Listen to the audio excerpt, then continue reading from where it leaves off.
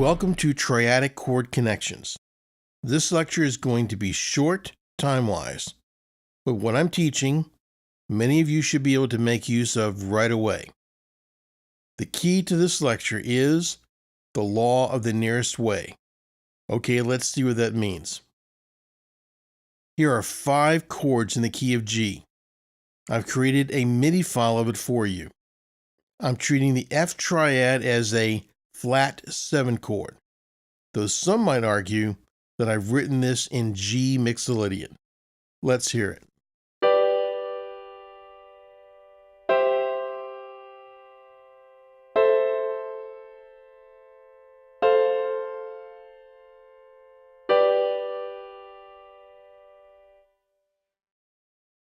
The first thing to observe is where I've tied notes together. The law of the nearest way simply means move chords to the most closest chord tones for smooth voice leading. Import the MIDI file into your sequencer, then look at it in Piano Roll Edit.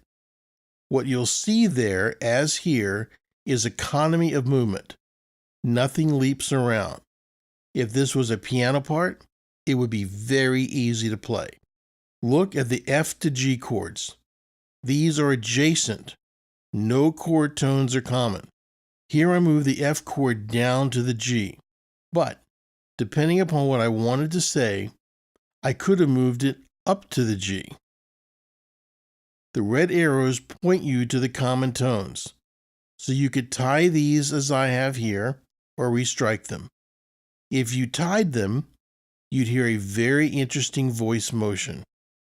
Now the audio.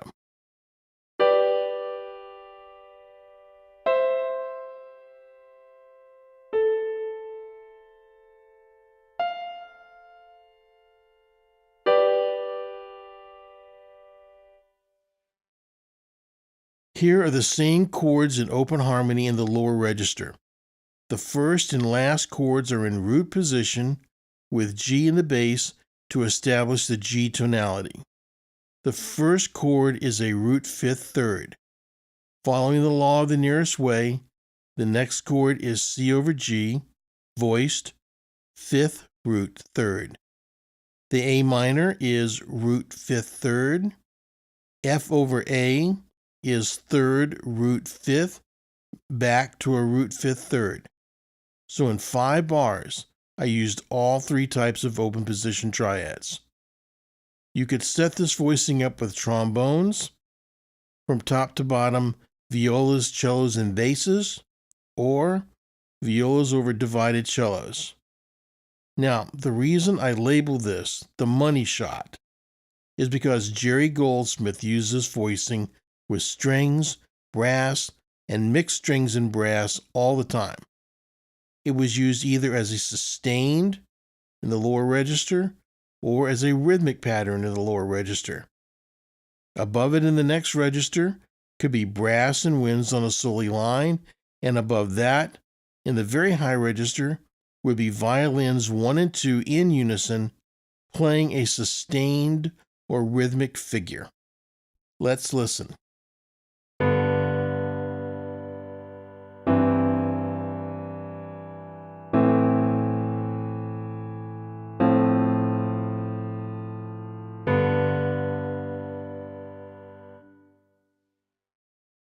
Here I change which pitch is the bass on the last chord.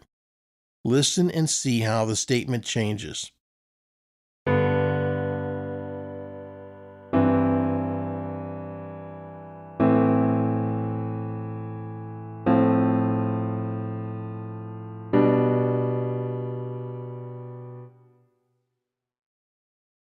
Here I change the last 2 chords so they are in root position.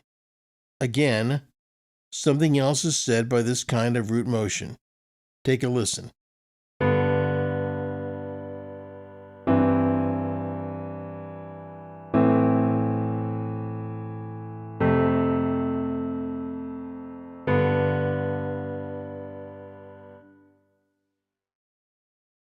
Three guidelines for the law of the nearest way are: it allows for smooth voice leading, it can help you determine which pitches should make up the bass line, and It works independently of parallel fifths and octaves. Now your assignment. It's twofold.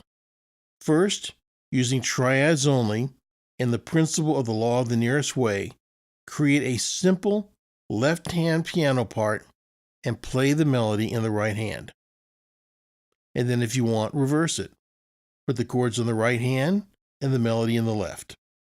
Second, using spread harmony, create an open 3-voice pad as I showed you with the strings. Then assign a solo woodwind instrument to play the melody. Now you have a little arrangement going. That's it for this lecture, and to your success.